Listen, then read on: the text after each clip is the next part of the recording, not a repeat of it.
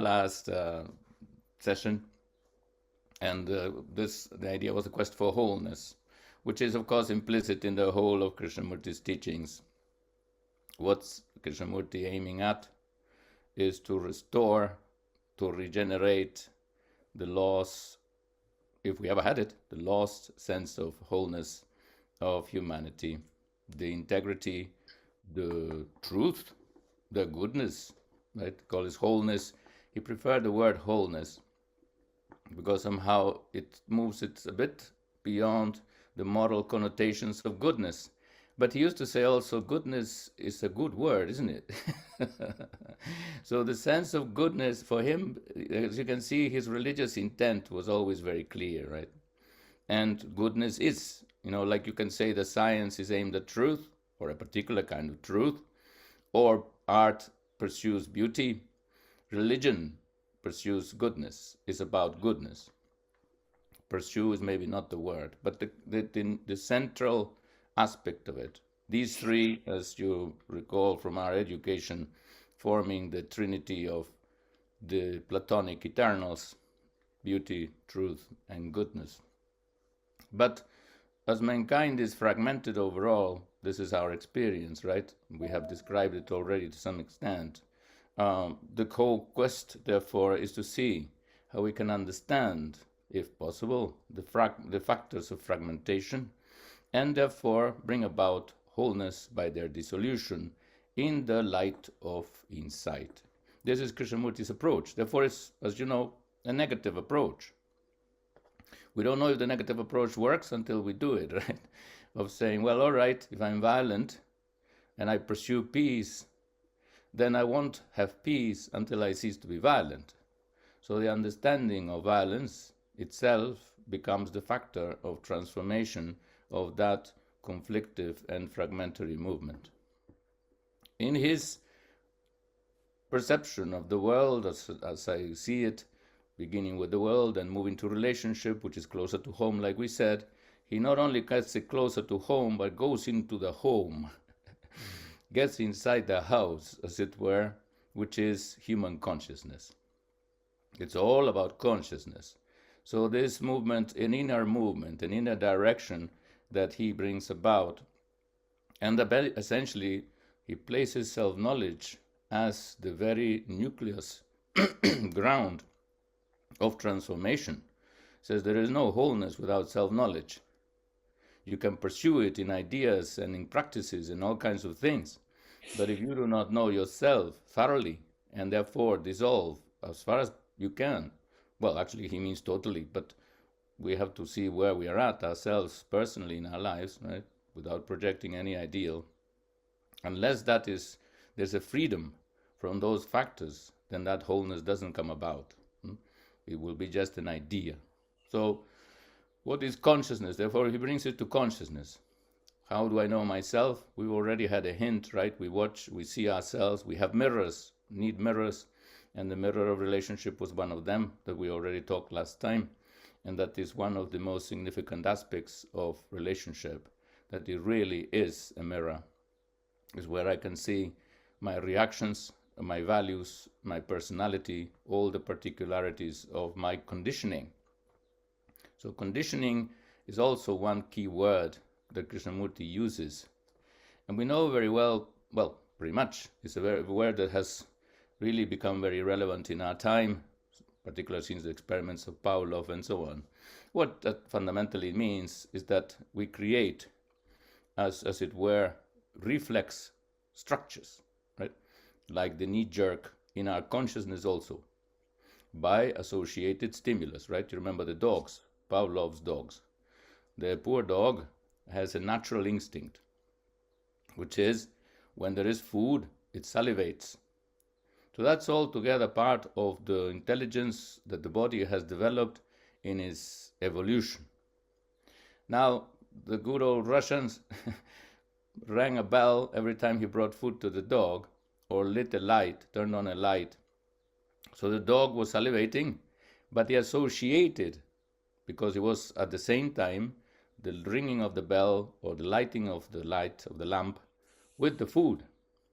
So then the cruel experimenter did not bring the food, but rang the bell or turned on the light, and the dog salivated still.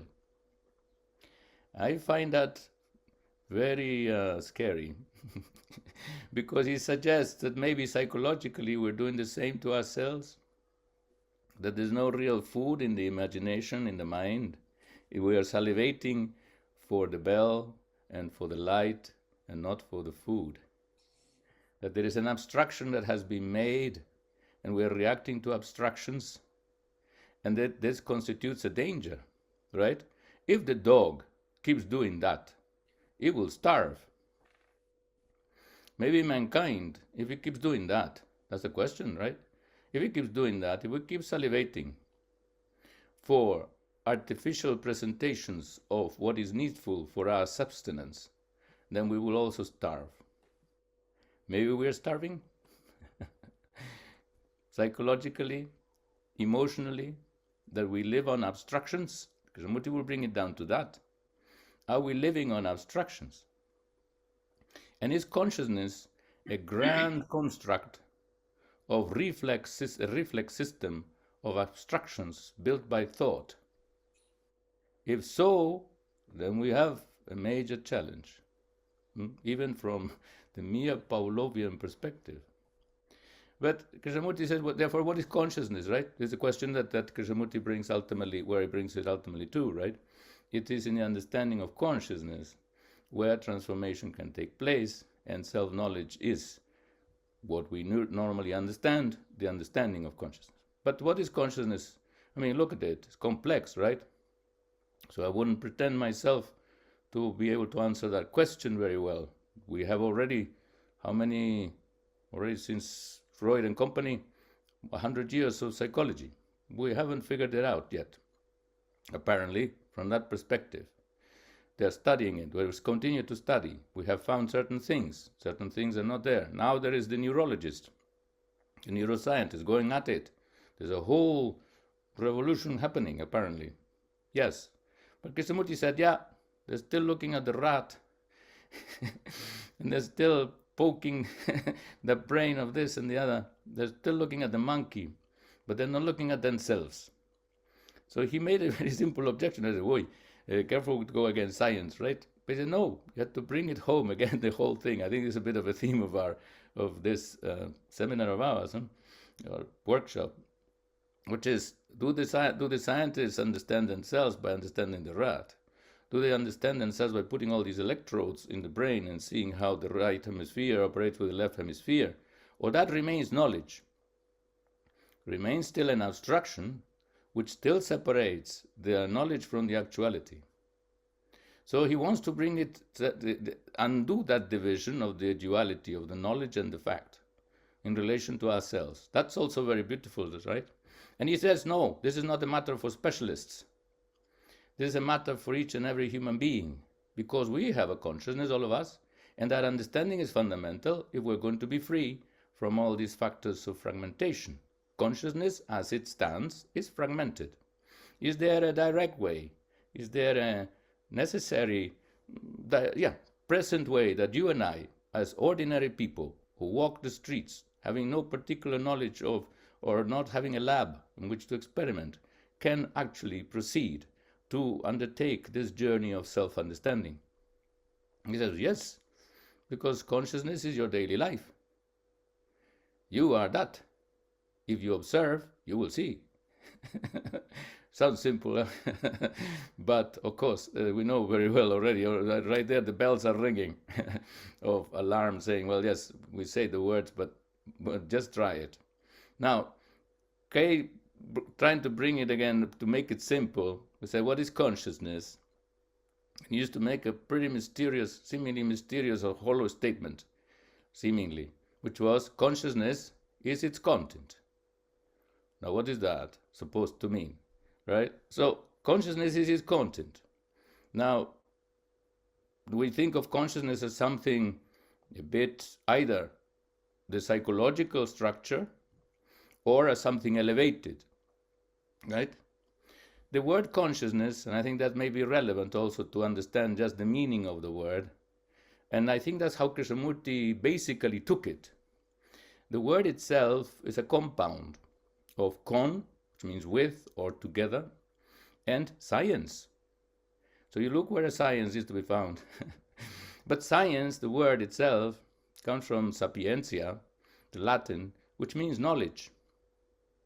So consciousness, the very word, indicates the summation, the gathering of knowledge.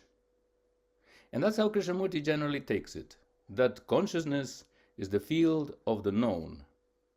Therefore, fundamentally, the field of memory.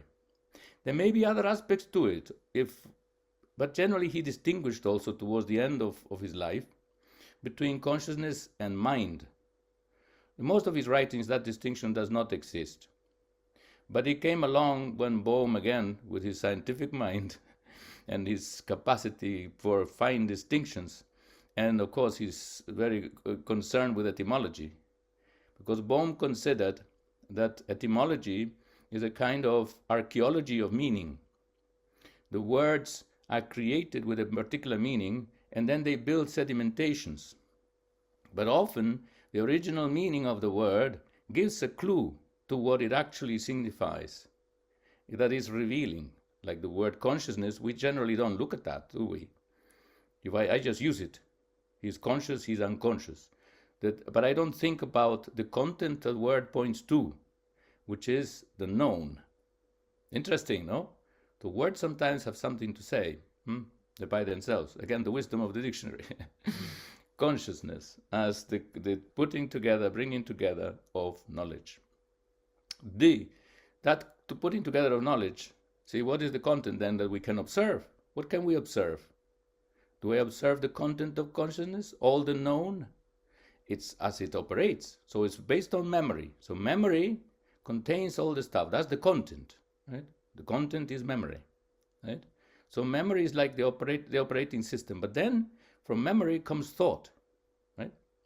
Thought is part of consciousness. Consciousness, thought, memory are the intrinsic substantive elements, maybe, or operating. You can say memory is the substance, thought is like the operating thing, the processing, the processor of memory. Now, curiously enough, I used to be rather fascinated by the fact that Kay usually started looking at the content of consciousness by looking at the emotional content. Not so much the intellectual, though they are bound by memory and thought, but the emotional content. What's the content of consciousness that we can see in the daily life as we proceed through the day? The emotions, three fundamental emotions he describes, which are pleasure, fear, and sorrow. Well, there's pain also somewhere in there. I put sorrow because it's larger. But that consciousness contains these three fundamental emotional poles. Call it what you like, no? Poles. Pleasure, fear, and sorrow, or pain. Now, where we can see it is in one simple, very universal structure of the operation of thought, which is the movement of desire. See, that just seems natural to us, to desire. But Kay sees in it, actually, one of the most fundamental structures of consciousness as based on thought, as based on the past, and as creating the structure of self, which he perceives generally as the fundamental aspect of fragmentation. So it is if so, then it's important to understand desire, to understand pleasure, fear, and sorrow, because they are factors of fragmentation as he sees them. Now, desire, he used to go always into desire. I used to wonder also, why does he go into this? This is just how things are. We just desire. We just want things. We want pleasure. We want to avoid pain. Therefore, we have fear of this. And sorrow is also natural. You lose someone in your life, or you break a leg, or you don't succeed in your exams. Whatever it is, you see, there is all those sensations are natural. So what's the complication then? Why are these things complicated? So I remember once he sat down with us. He said, okay, let's look at desire. Look at desire. I never thought that you could look at it. Well, look at it. And he said, well, what is it? How does it go? What actually happens? So it's a process. So that's the beauty of K also. Shows processes at work in our normal everyday life. And just the beauty of that, no? The possibility of that each of us has these processes. They also, and as a process, it has a beginning and so on, a development. It can be seen, it can be traced, right? It's causal. Begins here, goes to this, goes to that, and then goes to this, and then it proceeds to that. But that's very nice. I said, wow, I never thought that consciousness had this kind of potential structure within it. Consciousness just comes and goes. The thought flits here and there, and so on. You see sort of patterns, more or less, but there are structures. So the content of consciousness is not only random memory here and there, but are these structures. There are these patterns of thought and feeling.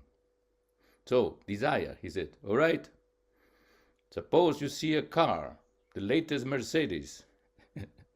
As you know, Krishnamurti was very fond of cars. So his desire had a very, very particular object, and it was called Mercedes.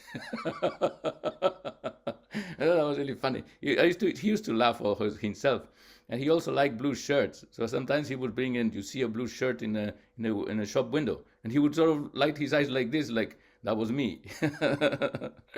And so you see the blue shirt or the car, and you go into the shop. He was also like this. And you want to feel the material. So there is contact, right?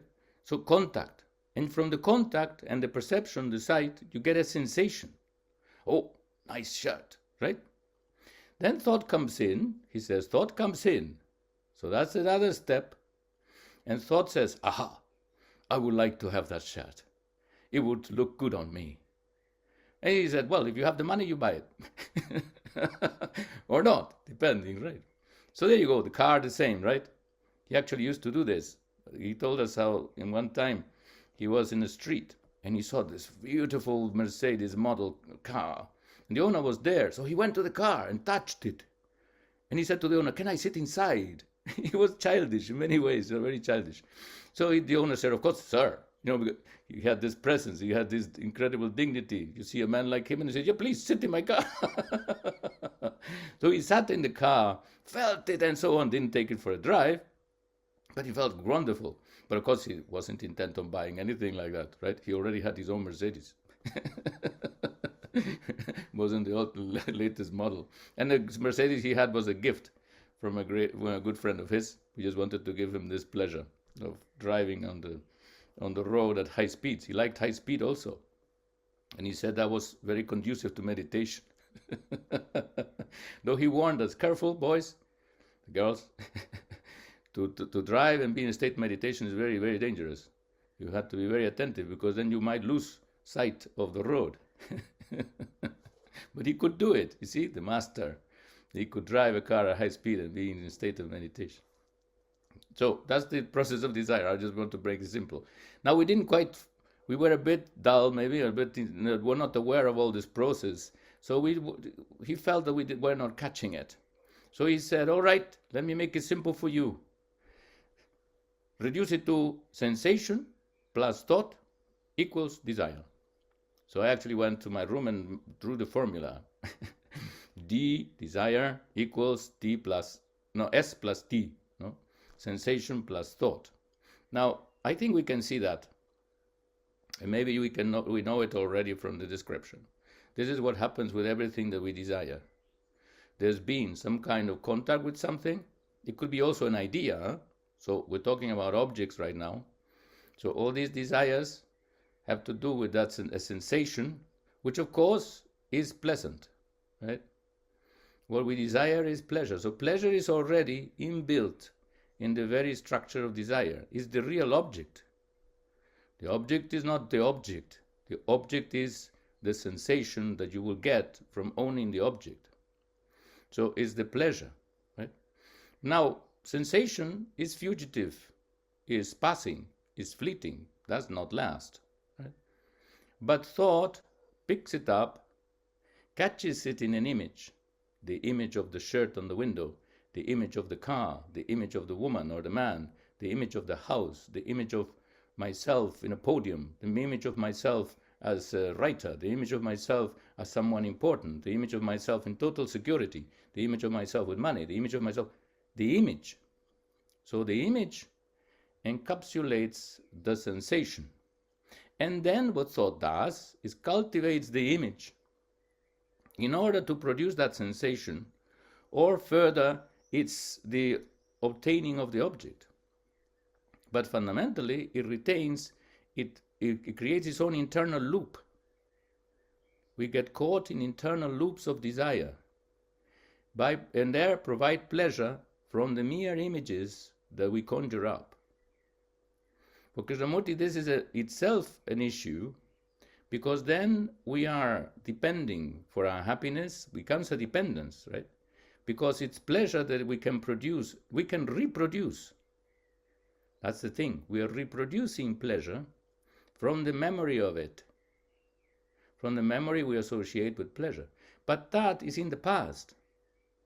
So there you have the dog feeding itself on the memory of pleasure and confusing it with real happiness of the sensation. Is no longer living. It's dead. So he sees already there, and as that becomes the central motivating force in our approach to almost everything, he feels there is a danger there in terms of the cultivation of the past. But if we're driven by images, and we talked a little bit about images yesterday in terms of relationship, but we also in our pursuits, in our motivations, we are also driven by images. We can also ask if that's just natural, and if that is not fundamental to doing anything in life, if desire to that degree is not really how we function. But you can see that there is an issue there in terms of depending, creating a dependence, a habitual pattern of thought, pursuing happiness through the cultivation of the sensations of memory. And then, of course, we look at the world that way. We look at everything that way, dependent on pleasure. So pleasure is one major shaper of our lives. Krishnamurti used to say, our life, the society is pursuing pleasure. We're pursuing pleasure in all the days of our lives. Isn't it true? There is pleasure, at least as a motivation. It kind of, in the morning, we make sure that some kind of pleasure is there. Right? A cup of coffee, whatever else, right? So pleasure, initially, of course, it just stands for the satisfaction of natural functions. Like the dog probably would experience pleasure, and as we do, when you are hungry and eat, right? There's the pleasure of sex. That's also there. For the animal, it's just whenever it has to happen. So all these are natural. There's a natural component, not to be denied. But there's an artificial component brought about by thought, which feeds these same sensations on the ashes of memory. This is where Krishnamurti says that we become dependent and we become dissociated, therefore, from the actual living present. And that very nucleus of craving, of love, of desire, becomes the very driving force of the self. Therefore, everything is an object to me, because the image wants to satisfy itself. The self is the image. Slowly. This is complex. I see Nora shaking her head. Slowly. We'll discuss it. I have so many questions also around there. I'm trying to describe just the general picture. So, no, this is not dogma. Very good. So I have also the same question. So pleasure, but look at it. Just the simple basis, right? How complex it gets in terms of understanding, and what may be, if anything, wrong with it, right? That Krishnamurti tries to find out, is this a factor of fragmentation? Does it separate us from the whole of life by reducing our approach to life to memory? That's where he finally brings it, right? But that comes a little later. So pleasure, one aspect. The motivation, primary motivation, because that's where we seek happiness, right? Where he says happiness is not to be found this way because it comes inherently with his own fears, with his own frustrations. If we cultivate pleasure like this psychologically, the frustration is inherent. If I'm desiring to have a car, or I saw that car, but I don't have the money, but I want the car, then obviously, sexually, likewise, in terms of your position in society, your financial security, right? Walking around one day around my village in the evening, I used to go for a walk. And I realized suddenly one thing, that psychologically, thought was spinning around three fundamental poles. The pole of pleasure, the pole of security, and the pole of status. So to the observation of myself walking in the countryside, and without a theory, I had theories. See, this is the thing. The theory is one thing and it gets complicated. But to actually perceive that this is actually what thought is doing. What is thought doing psychologically? In the emotional domain, what are we cultivating? What are the objects? Because thought has an object. Pleasure is an object, security is another object, and status, your relative position in relation to others, and the hierarchical structure of society is another. Because that's also part of security, that's also part of pleasure. They are really very connected. And this is the primary conditioning of psychological conditioning of mankind. You see it in the monkeys everywhere you go. Territoriality, security, the sexual drive, which is less in them because it's seasonal and so on, the reproduction, and the hierarchical structure within the group. That is there, and that is us. The monkey is still very active psychologically, but we don't see it very because it just takes us that that's the way we are. That's the way we have been structured. But is it? Maybe physically, but psychologically now it's become a constant, cultivation of those things. This is the part of the issue. Why are we cultivating that psychologically not the whole time, but so often, when there is no need, right? So need and greed again come back to us. Desire overshoots itself, pursues it beyond its natural domain, and becomes his own stimulation internally. Every evening, walking around the countryside, pleasure, security, status. Pleasure, security, status. Watch it. We're just that mechanical, that monkey-like, the living monkey. So thinking monkey, but but thinking makes no difference to the monkey. It's still the monkey now in thinking, right? So that's the question. We'll discuss it in a minute. Fear. The monkey is afraid naturally. You're afraid. We're all afraid. Fear has such a force, such a power, right? It has also to do with the future. The pleasure of desire is projected into the future. Fear is in relation to the future as something that threatens our security primarily, right? Fear goes very much with security. I want to secure what? My pleasure, my status, my security. So there you are. Those are the objects. This is what I want to secure. And fear is like the outpost watching out for danger. This is what it means in the dictionary.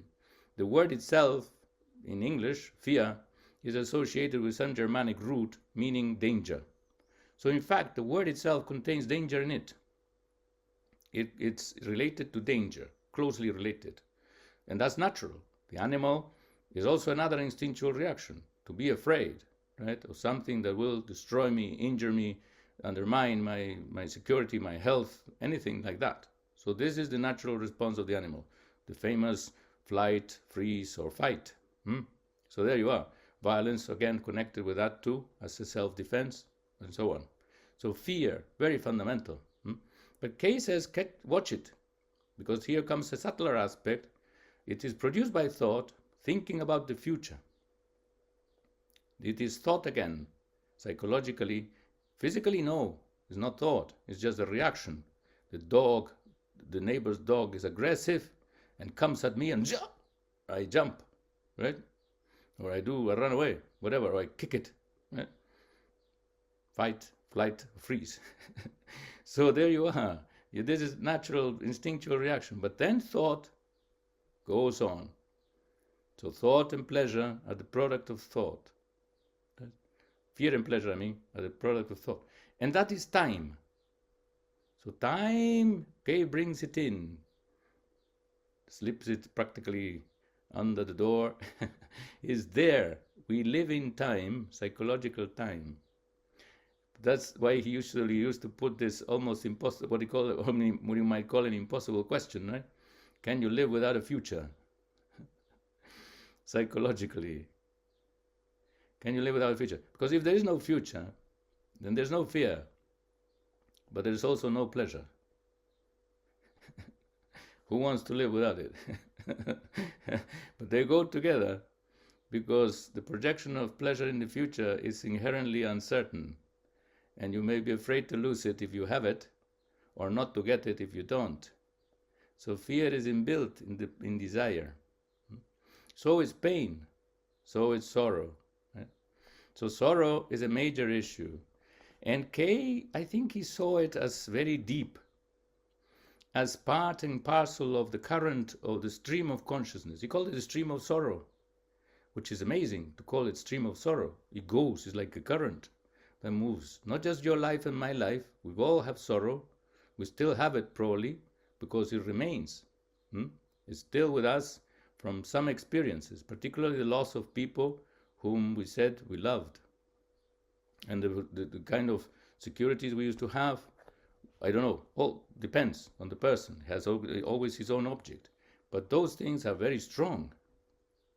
Consciousness really feels profoundly the loss. The sense of loss is very strong. It's a shock to the system. Because we also, life is a vast network. Our life is dependent on a vast network of relations, right? You have my brother. My brother was, one of my oldest brothers was a great strength. I was the youngest. So he was always very protective. And all my life, whenever I was in any trouble or in any kind of at a loose end, there he was. Was one of the pillars of my existence. And he got a lung cancer and died. It was a horrible thing. I lost one of the pillars of my life. So sorrow, tremendous. Wow. And he left me his little cottage. And every time I go there to Spain with a little cottage, I feel the absence. I feel an emptiness that I can't, possibly make up for, because that house meant my brother, and it is no longer. Right? Krishnamurti too lost his brother, right? Who was like his double in every way. So he used to say this: my brother was just like me. Whoa! If there were two of them, that would have been something. But he died also very young, right? So he lost. Apparently Krishnamurti broke down completely, so that he was disconsolate, completely disconsolate.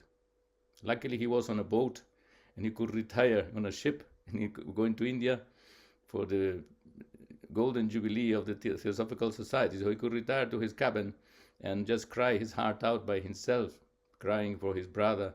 But apparently this was the art of the old man. I don't know if I can do it or if any one of us can. But this is what he's suggesting all the time. That if you stay with sorrow to the end, go to the very bottom, don't separate yourself from it. Because he used to say, you are sorrow. Sorrow is the nature of the me because of its attachments. And the loss of attachment is the sorrow, psychologically speaking. Right? The shock is real also physically, because we do lose something important. But psychologically, we are attached to it. And therefore, the freedom from attachment is also the freedom from sorrow. But we won't know that until we go through the sorrow to the bottom. Likewise with fear. To stay with fear is an art also. And to go to the end of fear. Kay was a master of endings. He always asked these impossible questions. Can you live without fear? Therefore, come to the end of fear, because we have it. Can you live without sorrow? But we have it. So is there an end to it? Is there a way of penetrating to the depth of these things by staying with them, not separating ourselves from them, not seeking remedies, not seeking escapes? This is terrible, you see, because then you have to stay with the pain. You have to really live it, be it. But if it is as a memory, why wouldn't it explode into some kind of beauty, into some kind of energy. That's what he suggested, that for him anyway, sorrow, if you go to the bottom of it, explodes into passion, the passion of beauty. In fact, becomes compassion. So there is an alchemy that is possible psychologically, according to him, in terms of facing all these things deeply, like fear. Right? Hold your horses. Krishnamurti presents some really extreme, transformative proposals, right? Very extreme. All of this is moved by thought. And as you know, Kay brought basically the whole field of fragmentation into the field of thought because of the intrinsic limitation he saw in it. Right? By his definition, I'm not sure if thought is that limited, but that's how he saw it, right? That thought is the response of memory. And memory, of course, is of the past. So thought is not able, if it's just rooted in that, tethered to the past, right? It can't reach beyond that border, unless something else, of course, informs it differently, which would be awareness or perception or insight. But by itself, it can only repeat. So that also suggests that thought, as the response of memory, is inherently conditioned. So again, it cannot move beyond that border. This is not free, not essentially free in relation to meeting life as a whole. Cannot, because this moment now is not covered by the past. It's moved beyond it already. This is a great paradox about our life, that every moment is beyond the past, and yet we approach it with knowledge. Therefore, not comprehending the full dimension of our lives. We're missing our lives. That's a big question, right? Or the wholeness of it, rather, right? We have our lives, so let's not deny what we got. But there it is. Thought, if that is the fundamental factor of our lives, knowledge operating from the known, which is consciousness as the known, if that is the nucleus of our existence, then the past is the dominant factor, and as such is missing the fullness of the present. What it can cultivate is from that past. It pursues happiness within that past by cultivating pleasure. But pleasure is not happiness or joy, because joy is always of the timeless now. This is how Krishnamurti puts the kind of dichotomy that is operating in our functioning. So to see through that, the limitation of thought is very important. That is also the limitation of time. Right? So that's why I said, can you live without time? Whoa. No, we can't. Chronologically, at least we can't. But psychologically, what would it mean? Right? To put time in its right place also, he would say, right? Because knowledge has its place. So you can't just throw it out the window. It's a question of not throwing out the baby with the bathwater. Let's throw out the bathwater, but keep the baby. The baby is, science has its place, but then there's a lot of bathwater in terms of the whole psychological rumination of living in the past, right? And the self is, that's past. Also, he even brings the self, which is our identity, to that domain. What we think is most alive in us, that represents the free, the perceiver, the thinker, the experiencer, he sees still as belonging to the domain of the known. It's a little trick that thought performs upon itself, whereby it separates itself into two, and disguises one as not belonging to the past, the thinker. But he says, watch it. I am not that subtle, but he was that subtle, wherein he could perceive, apparently, that actually the thinker does not exist without thought. It's not its product. It itself is the product of thought, and as such is the projection of memory.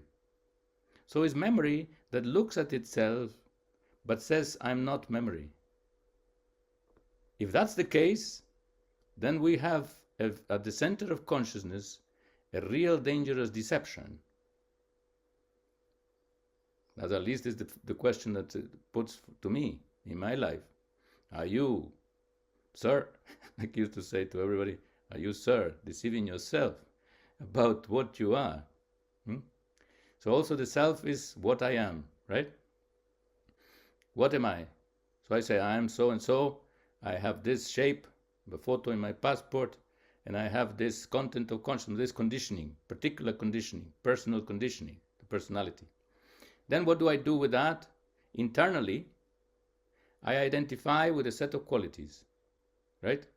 The good, the beautiful, the virtuous, the talented. So I say, oh yes, this. But of course I'm all the others also. I'm deceiving myself, I'm greedy, I'm lustful, I'm proud, I'm aggressive, I'm blah, blah. The 7 deadly sins are there with me still. So there you are, I'm all this. But you have this self that I need to present as acceptable even to myself. And then what you psychologists call the disowned self, right?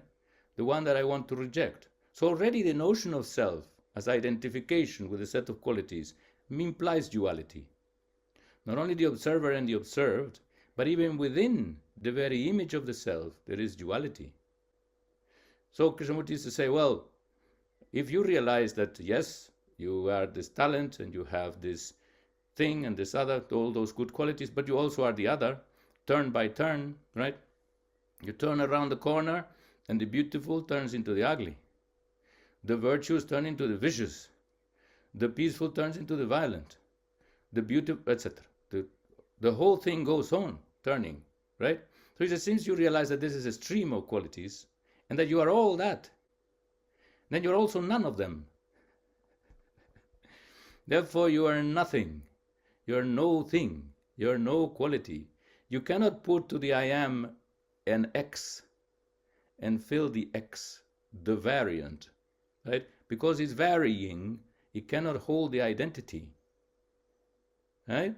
I found that very insightful and beautiful suggestion. Watch the stream of qualities. Don't identify with one as opposed to the other, because the variant is always changing. The variant of the I am X, right? We fill in the X and try to fix it, but the X keeps changing its content, right? So you are one thing, another. At the end, you are none of those. You cannot choose. And that's why he puts at the end of the day, as you know, the question of choice for him psychologically is a mistake. Is in fact the denial of wholeness, because it was fragments. And that's why his solution was something apparently very simple and seemingly very difficult to carry out, which is to be choicelessly aware of this whole movement of the variants of our lives, and also of the structures that those variants reveal. The structure of thought, the structure of desire, structures of pleasure, fear, and so on. The whole movement of abstractions that thought and consciousness creates.